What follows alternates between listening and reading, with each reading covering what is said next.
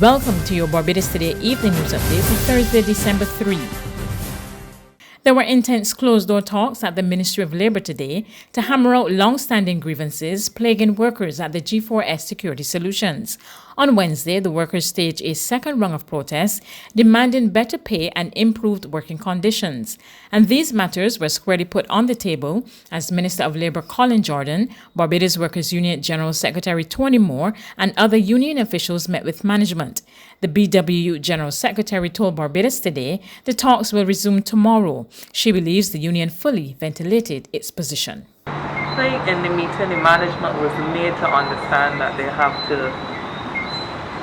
to participate meaningfully in the discussion. So I have no doubt that they left the meeting convinced of the need to participate meaningfully in the discussions that we're having. Moore added that the workers will remain on the job as the talks continue. Well, the workers went back to work, returned to work against the backdrop that we were having the discussions, and those discussions continue tomorrow. Tomorrow is another day. We'll see what it grows up. President of the BWU's G4S division, Armand Mayer, says the talks, which touched on a wide range of issues, were encouraging. Well, the main was discussed with one we were talking about the proposals, other issues that we were dealing with before this week,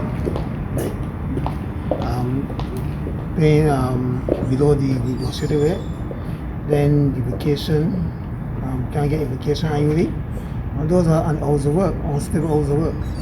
Okay. And hiring girls and cutting hours of work of existing girls.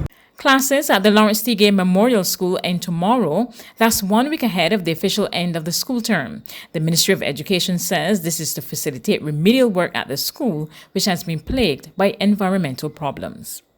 On this International Day of Persons with Disabilities, the Public Relations Officer of the Barbados Council for the Disabled calls for a more level playing field for members of the disabled community. Christopher Jilt says while significant strides have been made to integrate the disabled into wider society, unemployment is a major concern. Unemployment is one of the areas that right now we are facing in COVID-19 and also before COVID as well. This is something that we have to look at and try to get persons to understand that because you have a disability, it does not mean you're not capable of doing a task or completing a job. So I want to encourage persons in the business sector, private and public, to reach out. They can reach out to persons in the disabled community because we too can contribute to our economy in Barbados and make everything greater as we see. He was speaking during the presentation of coloring books depicting children with disabilities to students of the Arthur Smith Primary School.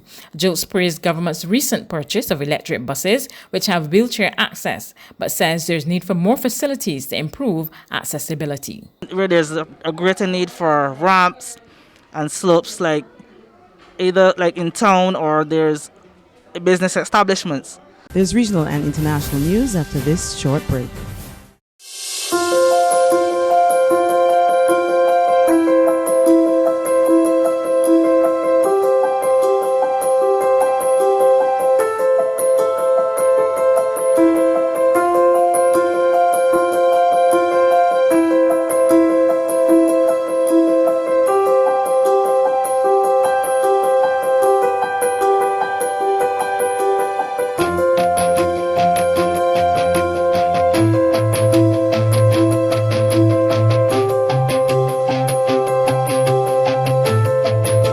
Barbados Today, news you can trust. To regional news, Guyana's President Irfan Ali has challenged the private sector to aggressively pursue exporting more products to CARICOM member states. More in this report from Newsroom Guyana. Private sector organizations have repeatedly complained about Guyana's inability to export agriculture produce including honey, pineapple, pumpkin and coconut water to nations in the Caribbean community. But President Irfan Ali on Wednesday said it is the business sector which needs to be bold in its fight to remove trade barriers which exist. The engagement with CARICOM must be bold. It is time we break down the barriers to trade. It is time we stake our place, and whilst we have the capacity and will invest on food security, private sector needs to push hard on all the barriers that prevent our goods and services from entering a free market, a open market, a unified market in CARICOM. The president was at the time addressing the 25th annual award ceremony of the Guyana Manufacturing and Services Association, GMSA, held at State House Compound, Georgetown. This is not only a duty for the government, this is a responsibility for the private sector. The private sector and the Manufacturing Association must see themselves as integral.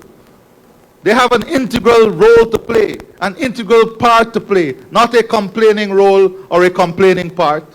He noted that the private sector must be more proactive in going after opportunities. Further afield, France says it will provide free COVID-19 vaccinations for all who are in its social security system and has earmarked 1.5 billion euros of next year's security budget to cover the costs. I do hear the concerns and even the fears expressed by some of you.